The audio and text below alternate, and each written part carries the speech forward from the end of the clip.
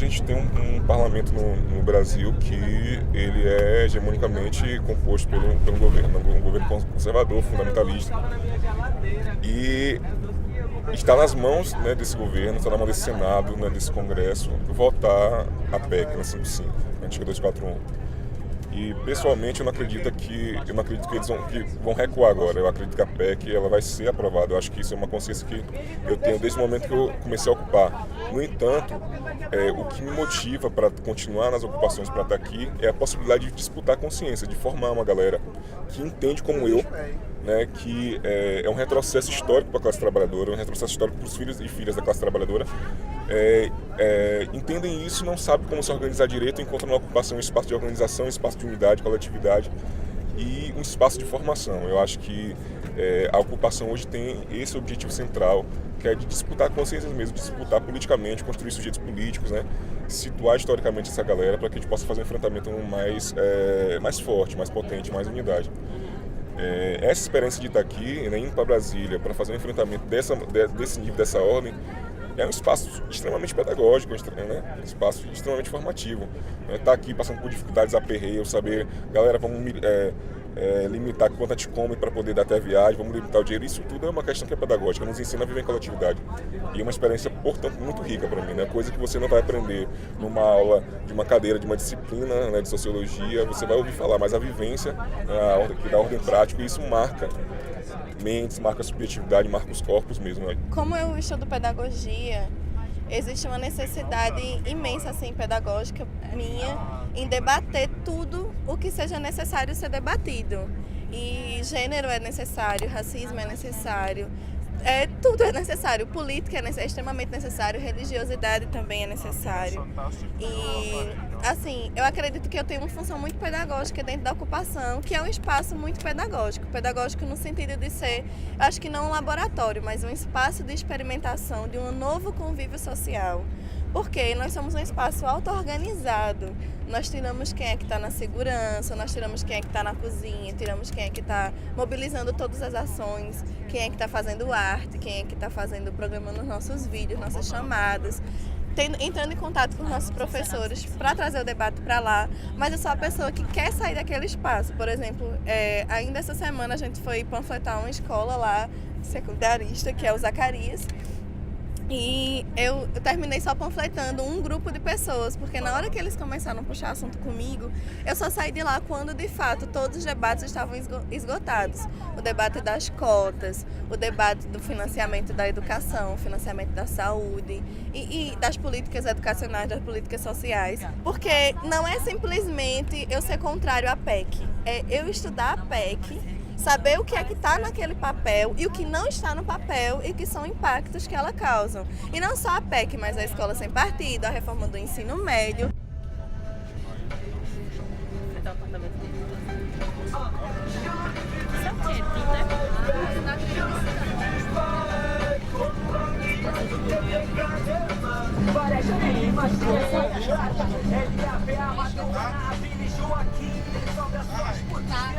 Fortalecendo meus vícios, sim, grupos vivem e se conhecem, amigos quanto muito. E as do ato aí que tu tava falando? Então, aqui ó.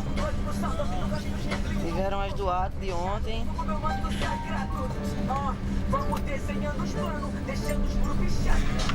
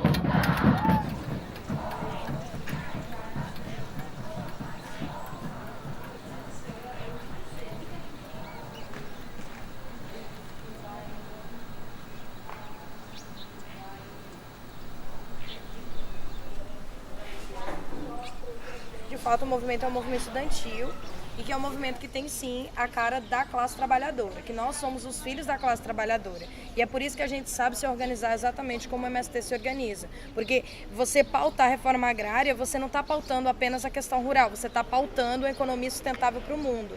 Então é muito interessante, na verdade, é muito necessário que a gente consiga se identificar enquanto MST, porque quando a gente se reconhece na luta dos trabalhadores rurais, a gente começa a compreender que o sistema econômico e que o capital que fode com a gente, que é a base do machismo, da LGBTfobia, de todas as opressões que a gente sente, elas vão ter um corte a partir do momento que a classe trabalhadora ela começar a se organizar.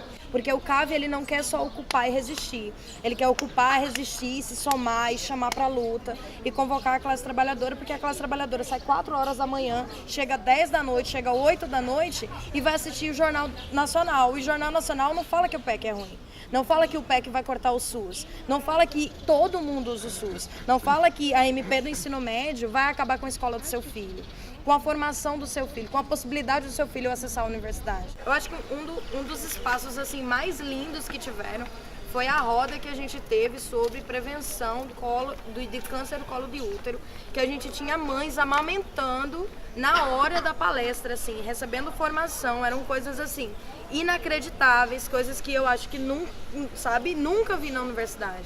Então isso foi uma coisa que emocionou muito a gente, isso pegou muito forte na gente, porque é isso, nós somos um centro de saúde, eu mesma vou ser enfermeira daqui a um tempo e eu nunca vi isso dentro do meu centro. Então, a gente ter a possibilidade de ofertar isso é de fato da gente começar a reconhecer o papel social da universidade e o papel social do graduando. Porque eu tô aqui em algo que é físico da classe trabalhadora, que pertence à classe trabalhadora, que foi conquistado com muita luta. E caramba, e eu tô devolvendo essa pesquisa para quem? O artigo científico que eu escrevo, o autorreservatório não vai ler.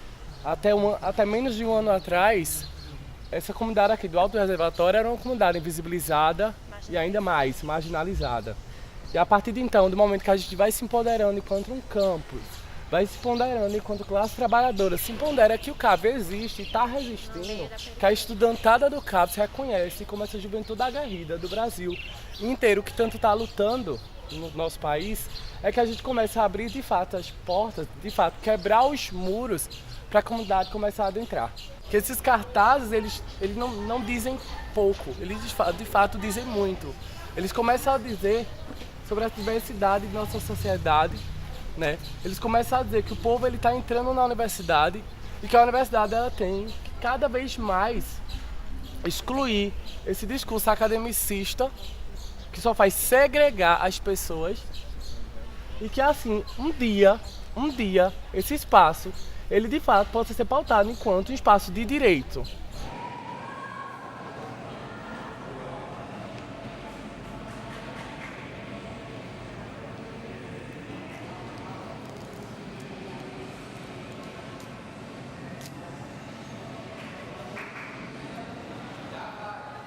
Ocupamos a Faculdade de Direito do Recife! Ocupamos a Faculdade de Direito do Recife! Nos somando às mobilizações! Nos somando às mobilizações!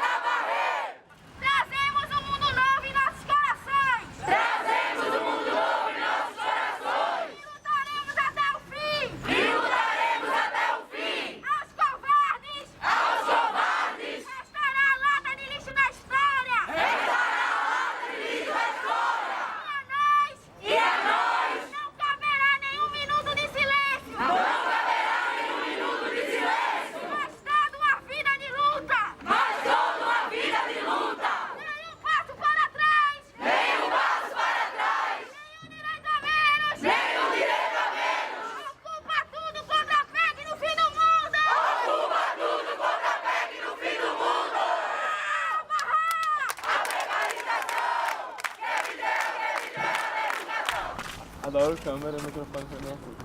Não, o microfone eu gosto. Eu também adoro. Inclusive, acho que você tá bom hoje, não vai querer que não. Ou sim. Então acho que a gente deveria.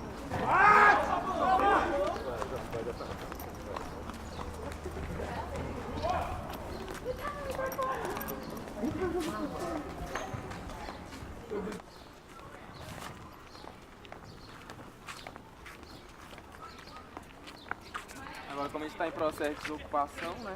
Aí todo mundo desceu agora pro alojamento Aledó, que antes a gente estava aqui nesse prédio novo, aí a gente limpou, fechou, aí veio todo mundo pra cá agora. As meninas da coletiva Caliandra, que é a coletiva feminista aqui do campus.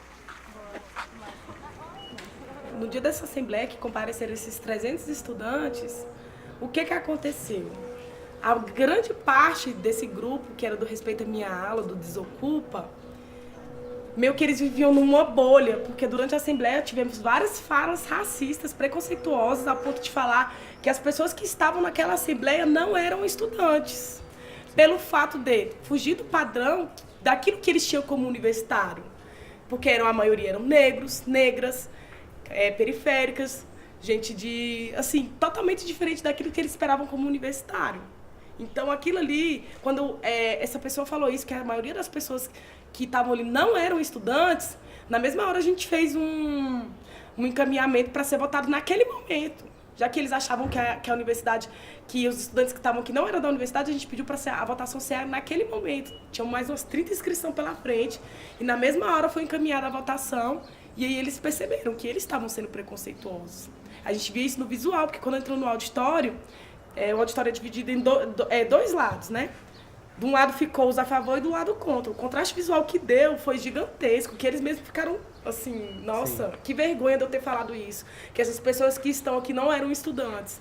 Porque rompeu com esse paradigma de dizer que o universitário é aquele branco, cis, o hétero, saca? E eles têm que entender que já era. Nós tomamos de conta, a periferia tomou de conta desse campus. Como eu sou do curso de licenciatura em Educação do Campo, já tem bastante esse contato, assim, com essa frente de luta, e comecei a participar de alguns movimentos sociais, então eu tinha mais ou menos uma noção, assim.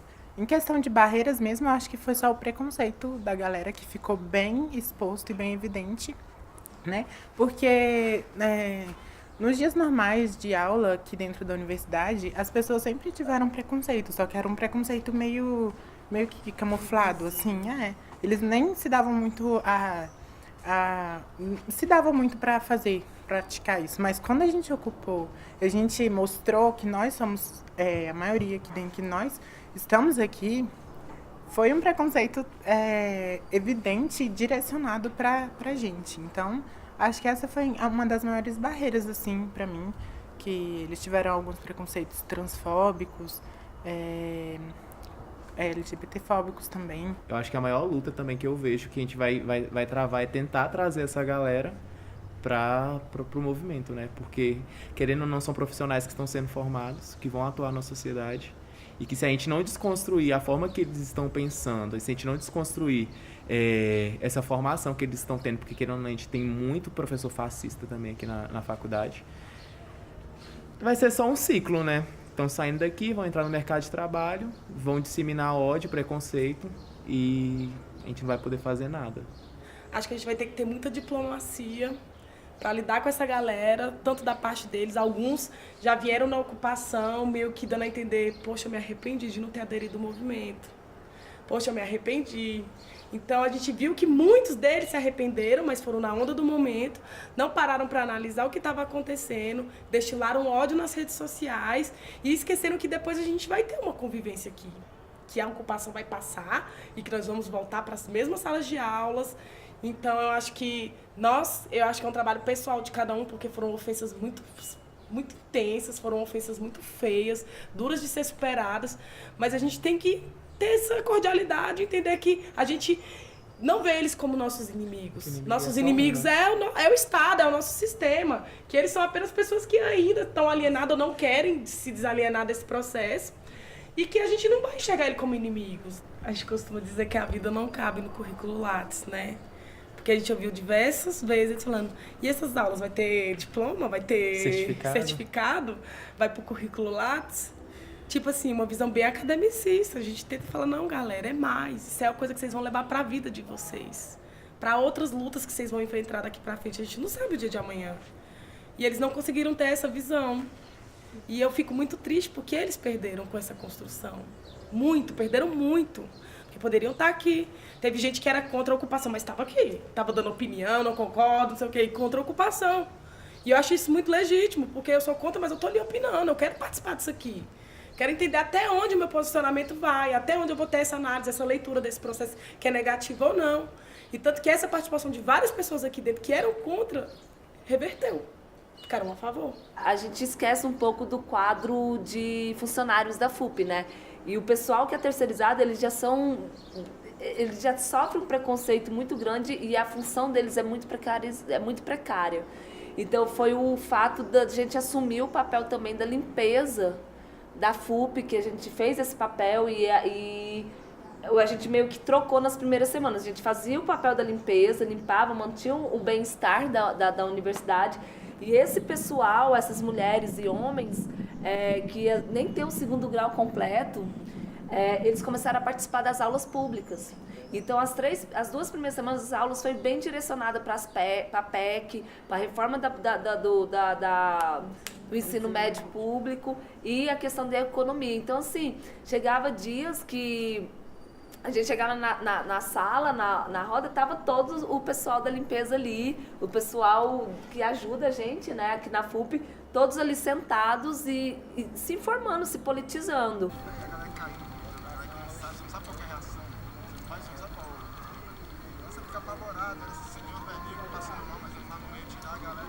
Nós somos um campus trago pelo Reúne e várias ações afirmativas foram inseridas nesse processo de seleção na universidade.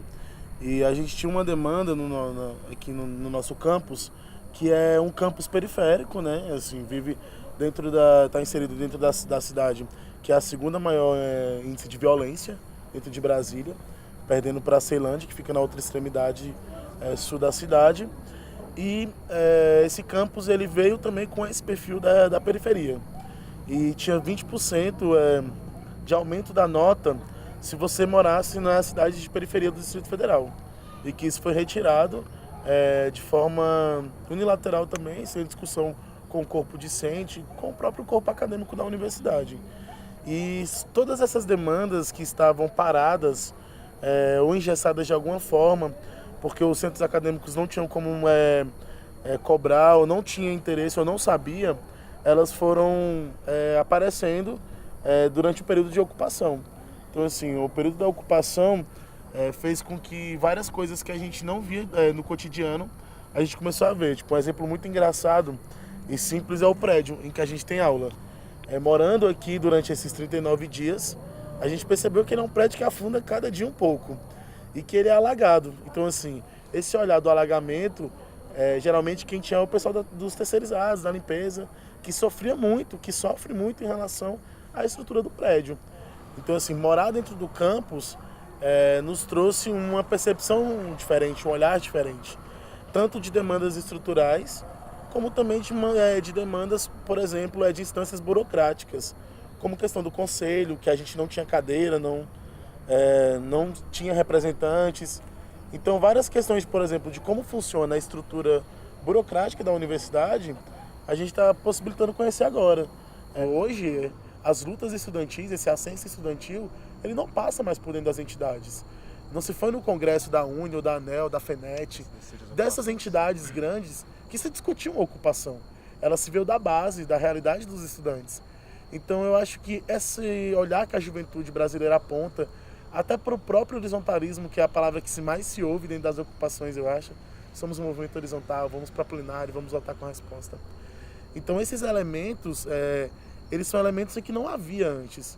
Então eu acho que eles são elementos construídos pela própria desconfiança do movimento estudantil em relação a essas entidades. Claro que organizações são importantes, não estou negando isso, mas cabe também às organizações um balanço de como que está sendo esse processo, como que nós saímos desse processo e qual foi o papel dessas organizações nesse processo. E se elas forem sinceras consigo mesmo, o balanço vai ser de que as ocupações foram sustentadas por independentes, feitas por independentes e que a população ouviu esses independentes. Todo mundo teve que discutir PEC, sendo contra ou a favor. Todo mundo teve que discutir ocupação, sendo contra ou a favor. A universidade é nossa, mas quem paga por essa universidade é quem está do lado de fora dela. Então, apesar da universidade falar que tem que ter esse tripé, que a gente tem que fazer a extensão, ela não cumpre esse papel. E a gente aqui dentro, a gente começa a entender que a gente pode cumprir esse papel de extensão da universidade, conversar e dialogar com a comunidade e trazer isso para dentro da universidade com uma perspectiva. Ele não precisa estar dentro da universidade como aluno, como técnico funcionário, mas ele como comunidade ele pode participar da vida acadêmica da universidade. Então é isso que nossos companheiros aqui, a gente está começando, vai demorar um pouco para a gente entender isso, com uma experiência nova também para a gente, mas a gente está com esse pensamento futuro, a gente está tentando digerir isso que aconteceu e a partir disso está construindo novas fronteiras, novas ações para a gente começar a implementar e ganhar mais pessoas. Que o nosso vai ser um momento agora de acúmulo de força, né? Não acabou! Tem que acabar! Eu quero o fim da polícia militar! Não acabou! Tem que acabar! Eu quero o fim da polícia militar! Não acabou! Bora, Temer! Poder para o povo! Poder do povo! E o poder do povo! Vai construir um mundo novo! Vai construir um mundo novo! Poder! Poder! Curvatura do Senado! Curvatura do Senado! Curvatura do Senado! Fora Temer! Fora Temer! Fora Temer! Fora Temer!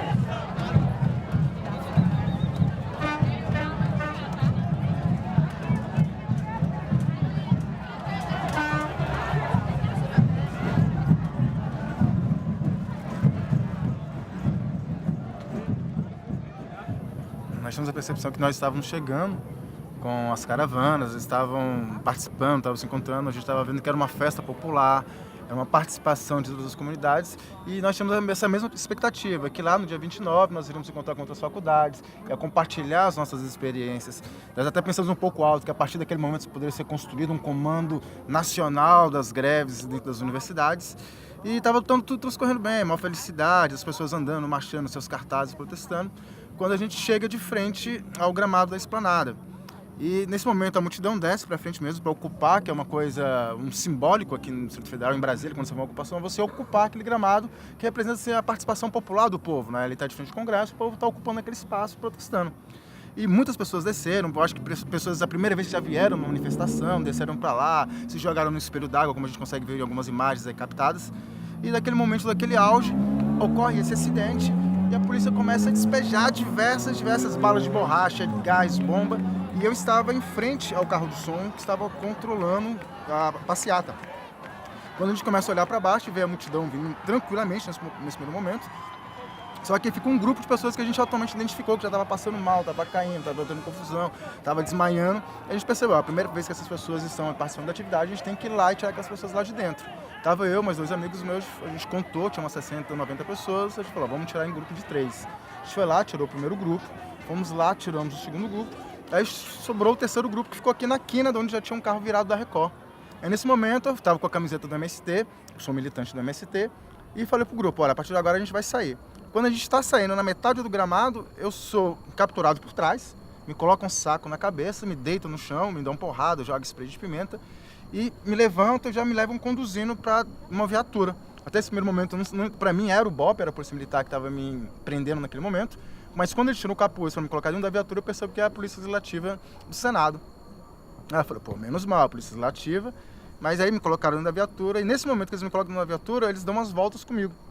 Aí eu não sei para onde estão me levando, e depois de algum tempo que eu vou entender que eu estava dentro da garagem do Senado, mas eles me descem da viatura, colocam um capuz na minha cabeça e começam a fazer a tortura física, psicológica, dando choque, jogando spray de pimenta, uns 5 a 10 minutos. E quando eu sou levado em frente a uma porta, eles removem o capuz na minha cabeça, eu vejo que eu estou numa porta, eles abrem e tem um cárcere já preparado para a minha entrada. A minha sorte é que passa uma matéria vinculada na imprensa e meus familiares se identificam ali a minha imagem, entram em contato, falam, aquele ali que foi apreendido foi o Bruno. Aí começa todo um esquema de contato com os companheiros aqui do campus da FUP, com os advogados da RENAP, que é o pessoal dos advogados da Rede Popular, e começa toda uma articulação para descobrir onde eu estava. Eles vão até a polícia do Senado e perguntam, ó, o Bruno está aqui. Não, o Bruno não está aqui, nós não temos ciência, não tem ninguém preso aqui com a gente até esse momento. Isso é por volta de umas 6, 7 horas. Depois que é publicada essa imagem, as advogadas vão lá e falam, ó, vocês prenderam o Bruno, tá aqui a identificação, pela via a gente consegue saber que são vocês que identificaram ele. Não, ele tá com a gente, aí daqui a algumas horas nós vamos liberá-lo. Eles chegam, me apresentam um documento dizendo que eu tinha que me liberariam daqui a pouco, me colocariam na rodoviária e tal, mas eu tinha que assinar um documento.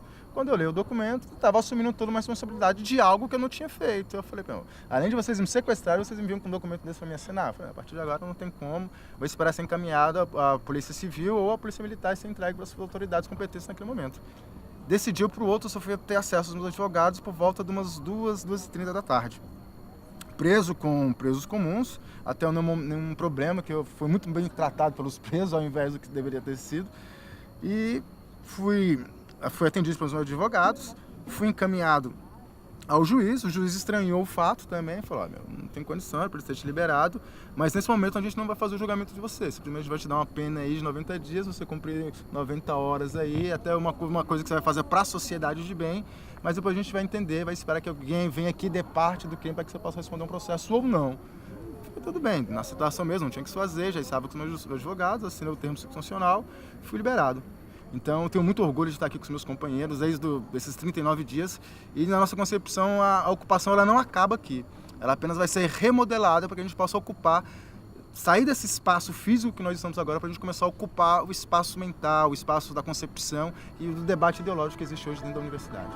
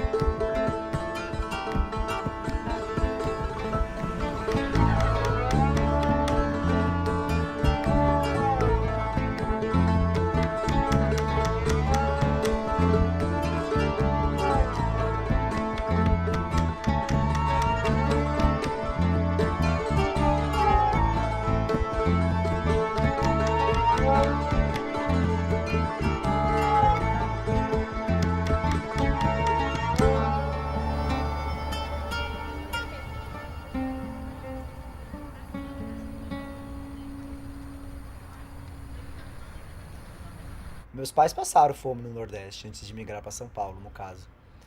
Mas eu fiz parte daquela geração que pelo menos um ovo tinha na geladeira, sabe?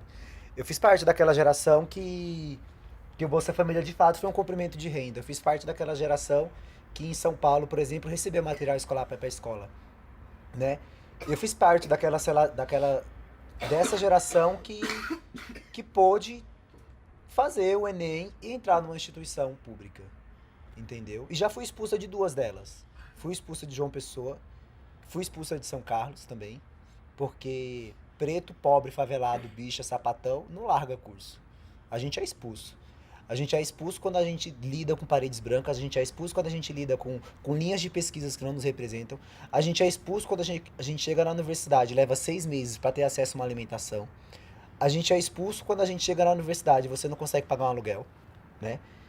Então, tipo, o que a gente vê de perspectiva de futuro é uma desgraça, pô. E é isso. As pretas, as manas, as mona, elas têm que estar organizadas para enfrentar 20 anos no mínimo, mas a gente sabe que vai ser muito mais, né? As companheiras pretas aí que se formou na geografia já conseguem ter dimensão na cabeça delas onde é que vai voltar o mapa da fome, né? A companheirada das arquiteturas, favelada, já tá ligada, pô. Tipo, não vai ter avanço nas nossas estruturas. Os nossos campos de universidades do Reúne, que surgiram nos últimos 10 anos, não vão mais para frente. Se até 3 meses atrás, um campus do interior, via Reúne, não tinha um corpo para os estudantes de medicina estudarem, daqui a 3 anos a gente vai ter o quê? Um bando de campos fantasmas, né? E é muito, muito tenso, pô, porque é todo um projeto de destruição da sociedade. Se a gente for parar para pensar na onda conservadora que a gente enfrenta, se a gente for parar para pensar na onda de desempregos, a gente sabe quem é que vai ficar em casa. Eu fui criada do lado da USP. E para mim, a USP, até eu chegar no primeiro ano, a USP era um hospital. Porque eu só ia pra USP quando eu pegava encaminhamento no postinho e tinha que ir pra USP. Nunca passou pela minha cabeça que ali desenvolvia pesquisa. Nunca passou pela minha cabeça que aquele povo chique, bonito, que subia ao morro fazendo entrevista, era um bando de cientista social querendo saber da minha vida. E quem tem que escrever da nossa vida é nós. Eu acho que o que resume tudo isso é que a gente está vivendo uma crise de representatividade. E a gente não quer mais pedir para o Conselho Universitário que não cortem as nossas bolsas. A gente não quer mais pedir para o Conselho Universitário que eles descentralizem o RU. A gente não quer mais que a universidade ela seja fechada com muros, que tenha catraca para entrar no nosso centro. A gente quer discutir a segurança na universidade. E a gente não quer só discutir essas coisas, a gente quer participar, a gente quer ter direito a voto. Eu acho que já está mais do que na hora de os estudantes tomarem para si o destino da universidade, né? Se a gente quer que a universidade ela seja pública e popular, se a gente quer que os nossos iguais estejam dentro da universidade, de uma universidade que tem um histórico branco, elitista, a gente tem que tomar conta desses espaços. Então é por isso que a pauta principal que a gente tem de forma local é a questão da homologação do estatuto, que institui um sistema paritário para os conselhos deliberativos, né? Porque eu não acho que uma casta de professores, porque quando a gente fala que os professores dominam a universidade, a gente não está falando de todos os professores, né? A gente está falando de uma casta, né? De uma nata de professores que decidem as linhas de pesquisa, que decidem quem entra e quem não entra na universidade, que decidem quem pode ficar na universidade, né? Porque não adianta a gente estar num momento que tem 50% de bolsas, 50% de cota para os alunos que vieram provindos de escolas públicas, com percentagens para negros e indígenas em cada estado, e a gente não vê condições dessa galera se manter. Eu sou estudante de arquitetura lá na UFPE e eu sei que é muito caro. A gente está fazendo maquete, a gente está tendo que pagar passagem, a gente tem que pagar aluguel, tem que comer, a gente tem que plotar os mapas, as plantas. A gente ouviu de muito colega de universidade, quando a gente deflagrou greve estudantil no campus da gente, dizer que, mas vai continuar a aula porque eu só aceito greve quando for de professor. A gente é classe estudantil, a gente tem o direito de fazer greve também. Então, se reconheça, venha pra luta também. Então, o processo de desconstrução e construção é muito forte. A gente também conseguiu quebrar muito os muros da universidade no interior. Quando a gente conseguiu fazer, acho que mais, a gente, enquanto CAVE, quase 50 dias, enquanto CA também quase 50 dias de ocupação, de trazer para dentro da universidade a comunidade que em 10 anos de interiorização da UFPE não havia feito em nenhum projeto de extensão, em nenhum projeto de pesquisa. É pesquisa para quem? As pessoas ficam lá cuidando, matando seus ratos, a pesquisa fica pronta e o povo não tem nem acesso. É pesquisa para quem? É projeto para quem? Então, a gente ouviu até de professor dizer, quando a gente começou a fazer o processo de trazer a galera para dentro, houve o professor dizer, minha gente, vocês estão loucos, estão arrancando pedaços do asfalto, estão trazendo esse povo ao redor, vão começar a assaltar a universidade. A gente, como é? A gente vai trazer, sim, é para eles estarem dentro, sim, é só o começo, ninguém acha que a gente vai parar porque a ocupação vai acabar, não. É só o começo. Muita gente teve esse processo de desconstrução e construindo. Eu tenho certeza que cada um que está aqui, cada um que está na ocupação, cada um que se envolveu, mesmo que não dormiu, que participou, não vai ser o mesmo aluno, não vai ser a mesma classe trabalhadora a partir de agora.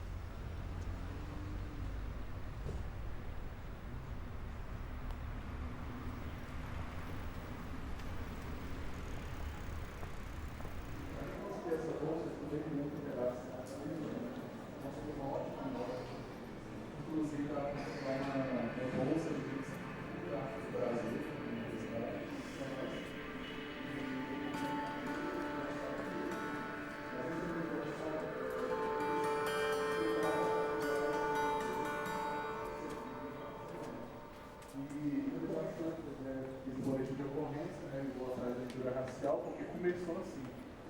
E eu queria a opinião de todos vocês dessa situação. Vocês, me conhecendo ou não, eu quero a opinião de todos vocês. Então,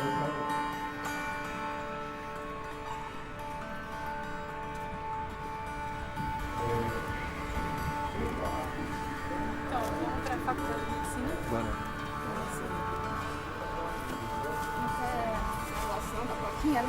A gente fez isso. Ah, tá. Mas vamos lá de novo.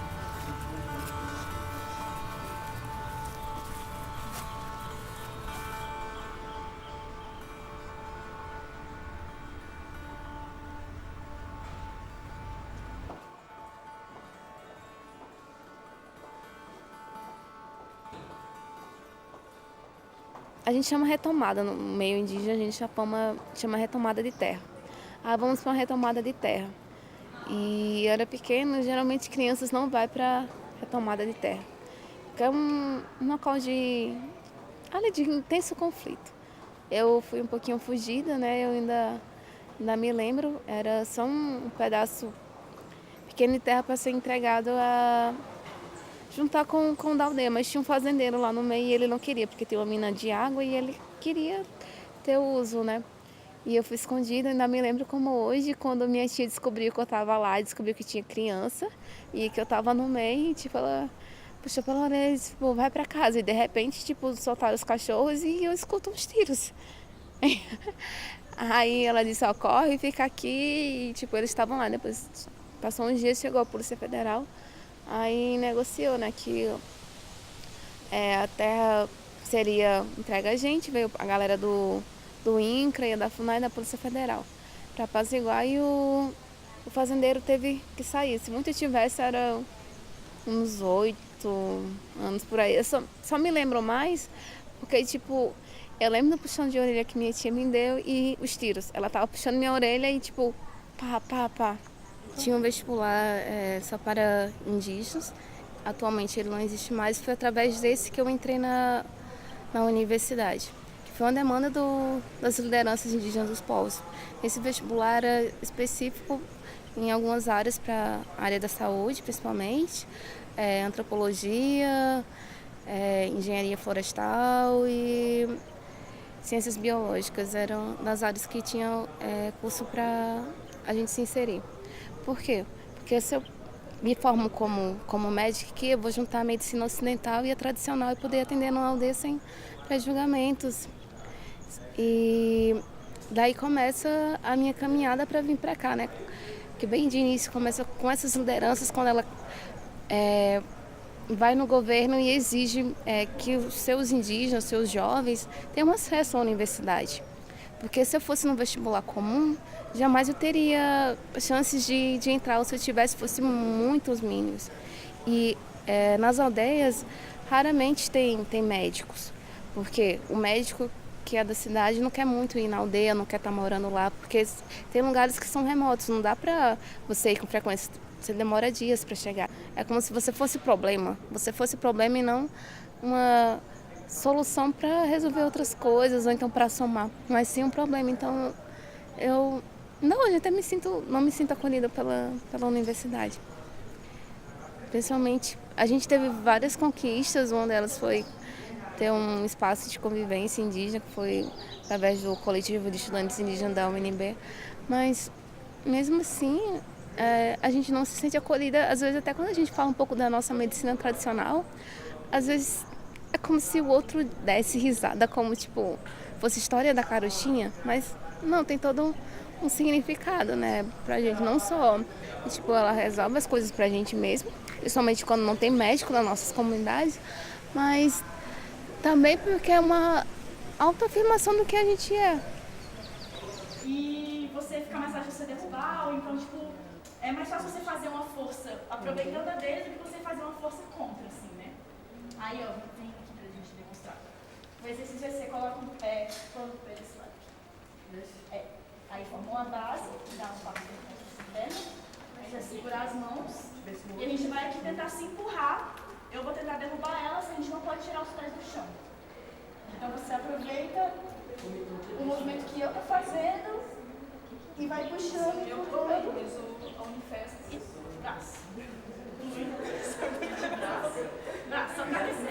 Manifesto, Ocupa das Minas.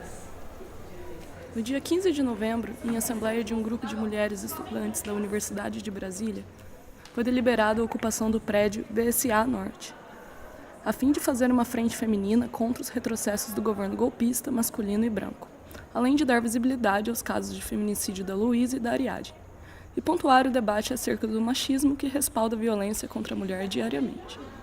Nos organizamos no intuito de nos fortalecer e oferecer apoio mútuo, estimular e valorizar a troca de saberes entre mulheres, que tanto foi diminuído perante o sistema de dominação masculino na esfera pública.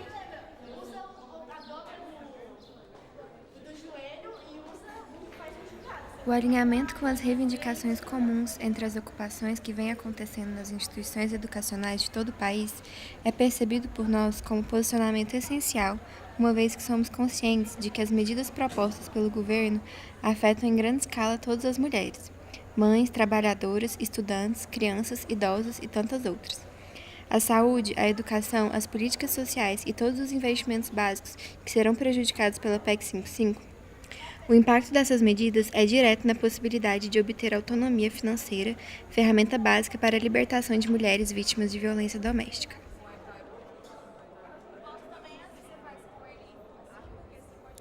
Em uma sociedade patriarcal, branca, na qual fomos socializadas, de forma a nos encaixar no estereotipo feminino, que não é por acaso, é de submissão, restrição à esfera privada e distanciamento de posições de poder, nós temos nossas vozes diminuídas, nossa capacidade subestimada e nossa liberdade cerceada, de modo a incentivar a rivalidade e a competição entre mulheres. É importante que estejamos unidas. Sendo assim, a Ocupa das Minas reitera a necessidade de um espaço exclusivamente feminino na universidade. Enquanto a lógica patriarcal permanecer mutilando nossos corpos e almas, por enquanto, dentre as ocupações, procuramos agregar e recepcionar todas as mulheres que se sintam convidadas pelo diálogo, pela luta feminista e estudantil. percebemos o quanto é preciso questionar a quem a universidade tem servido, pois, parafraseando Bell Hooks, o ponto de vista das donas de casa brancas com formação universitária não é a referência adequada para examinar o impacto do sexismo sobre a vida das mulheres. Queremos enfatizar que uma perspectiva unidimensional não nos representa. Partimos da multiplicidade de vivências e de saberes e não reconhecemos, em hipótese alguma, o feminismo branco como um feminismo universalizante. Está lido o Manifesto das Minas.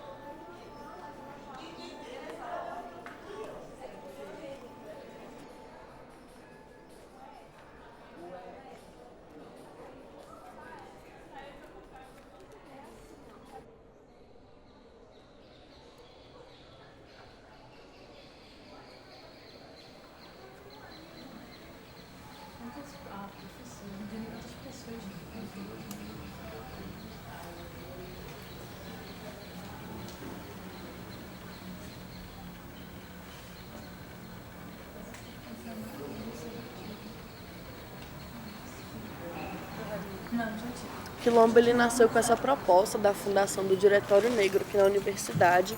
É uma coisa que não existe assim na política de universidades, a existência de um Diretório Negro, que é uma organização que foi começada assim por estudantes, mas que na verdade ela vem servir a toda a comunidade preta que esteja aqui por perto, né? E não tão perto, a gente quer que, na verdade, que essas pessoas de todos os lugares possam se aquilombar e ter no quilombo um espaço de referência, de resistência da luta do povo negro dentro da universidade. E mais ainda, a existência do quilombo ela vem para numa tentativa de institucionalização mesmo, de entrar dentro desse sistema aqui universitário que é extremamente branco, é higienista, nos exclui, não dá condição da gente permanecer aqui dentro, é racista institucionalmente, é racista, é violento com a gente.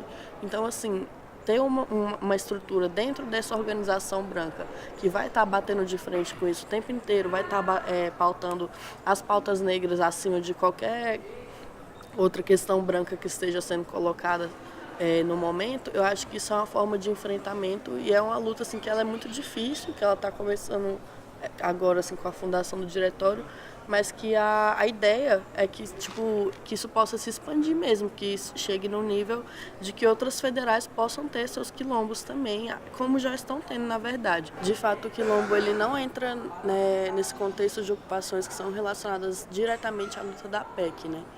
A gente até entende que a gente tem esse debate aqui dentro de que a PEC ela atinge diretamente a população negra, assim, no sentido de que esse corte de gastos ele vai diretamente no corte de direitos mesmo, de sobrevivência e de acesso à educação e à saúde da população preta.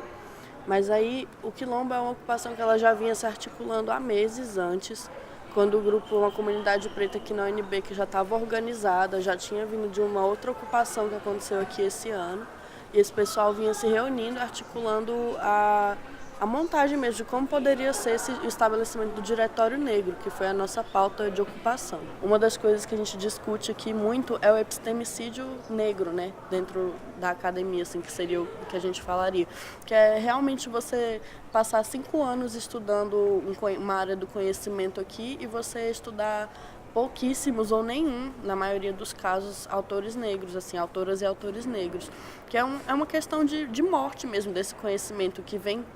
É uma trajetória colonial que continua se repetindo e se consolidando, né? Então, assim, de ter o espaço do Quilombo também como o espaço que vai trazer essa diferença, de que vai trazer esse não encaixe mesmo, que vai representar toda essa não aceitação de todos esses padrões que nos são colocados como uma tentativa de nos manter subservientes a essa lógica branca, que não nos serve, de mulher e homem, de submissão. Isso não é nosso, isso definitivamente não é nosso. A gente, às vezes, anda num bonde assim, de 4 pessoas e como que só isso já é suficiente para as pessoas olharem para a gente, tomarem cuidado, se desviar do caminho, entendeu? Porque é isso, a organização das pessoas pretas assusta as pessoas brancas, porque não é a isso que elas estão acostumadas. Elas estão acostumadas a ver uma pessoa preta e mandar ela fazer o que ela bem entender, e essa pessoa ter que se submeter a isso. Então, quando tem pretos organizados que não vão abaixar a cabeça, as pessoas têm medo. As pessoas brancas têm medo. E elas têm medo porque elas não podem se organizar racialmente. Porque elas já estão organizadas racialmente, né? Só que elas não admitem isso, assim, tipo... Então, às vezes, vem um branco dizer que porque a gente tem um centro de convivência negra, eles querem um centro de convivência branca, ignorando totalmente a realidade de que a universidade já é um centro de convivência branca. Então, acaba que fica como já colocaram aqui, né? Eles já vieram aqui dizer que nós somos racistas, que nós queremos separar, segregar o Brasil em raças, em cores, quando na verdade o Brasil já está totalmente segregado, assim. Você falou em estado de exceção e tipo, a população negra aqui no Brasil nunca viveu fora do estado de exceção. A gente sempre viveu no estado de exceção e assim, a maioria dos presos que existem no Brasil são presos políticos, mesmo que não sejam reconhecidos pelo Estado enquanto tal, assim. Começou a surgir essa vibe dos presos políticos quando os brancos começaram a fazer parte do sistema carcerário, aí, ali depois dessas ditaduras que tiveram no Brasil. E ninguém fala sobre isso. O movimento negro unificado está tocando nessa tecla desde que ele existe, de que os presos pretos são presos políticos e de que a gente já vive um estado de exceção desde a invasão, sacou? Da invasão europeia. E, tipo, ninguém tá atento a isso. Então, quando vem alguém falar que teve um golpe, que a gente vai entrar num estado de exceção, eu rio da pessoa, porque, cara, o que você tá falando?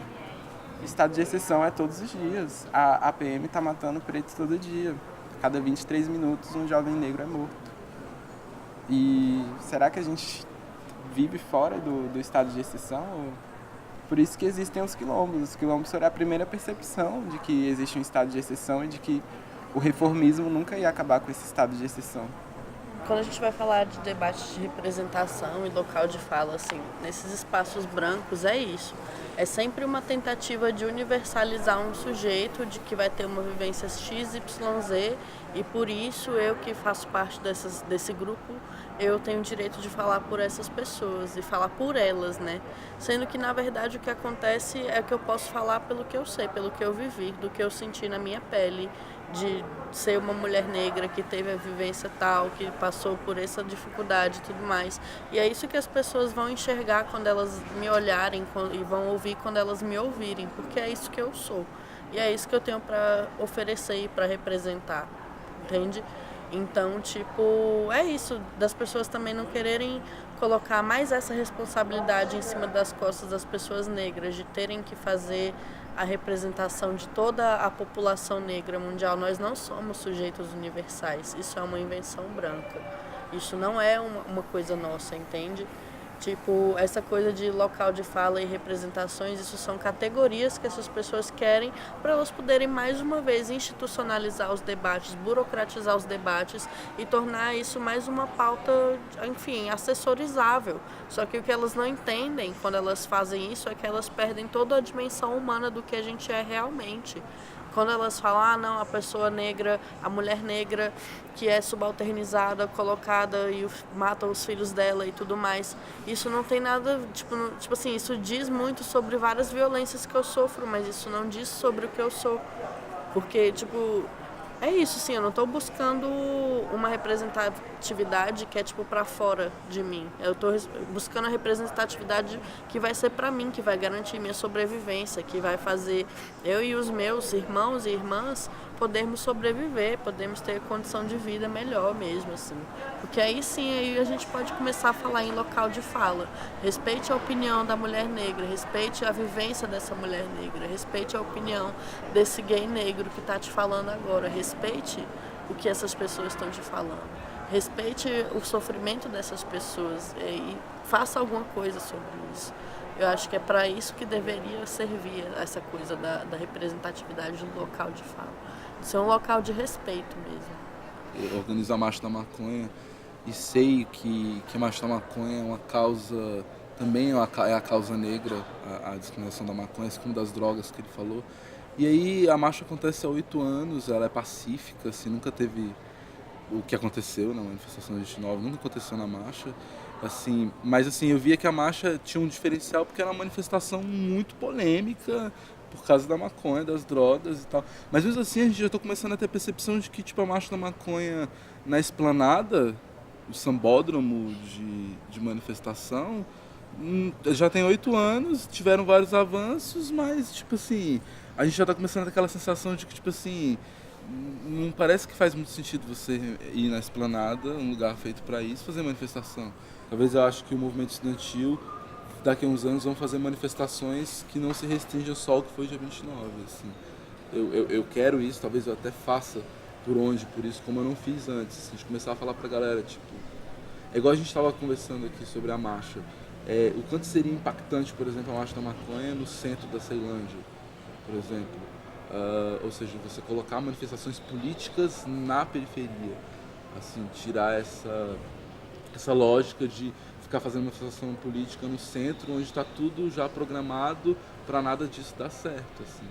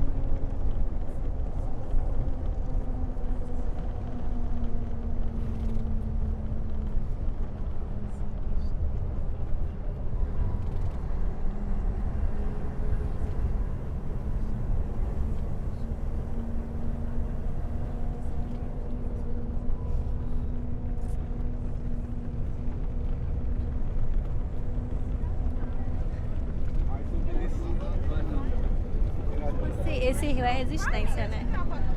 Ele é resistência, ele vem de tão longe, ele passa por tantos estados. E ele é a representação do que é a gente, do que é o Nordeste, do que é o povo. E a gente vê aí esse processo dele de...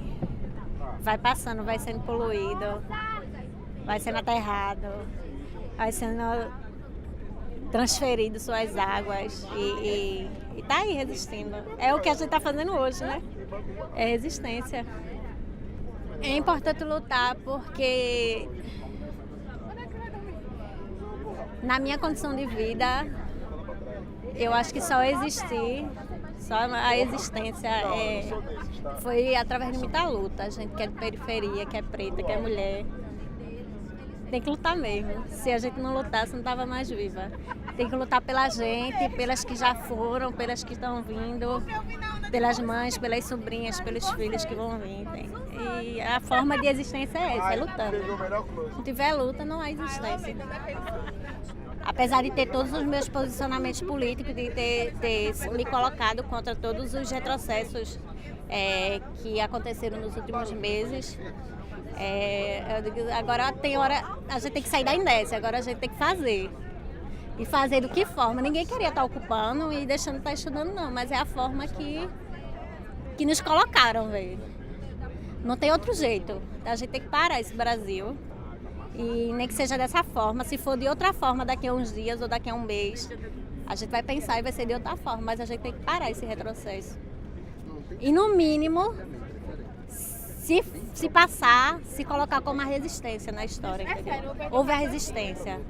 Então, eu me reconheço como uma pessoa que já lutava, agora vou lutar mais e vou ser mais. Se eu já tinha uma formação, minha formação agora foi bem mais ampla. A gente teve inúmeras formações na ocupação. E agora a luta vai ser maior, velho, porque a formação agora é maior, os discursos agora são mais concretos. A bagagem de estudos agora é maior, então é trabalho de formiguinha, me colocar como uma dessas formiguinhas e entrar na batalha, na guerra, se possível, se for preciso, né?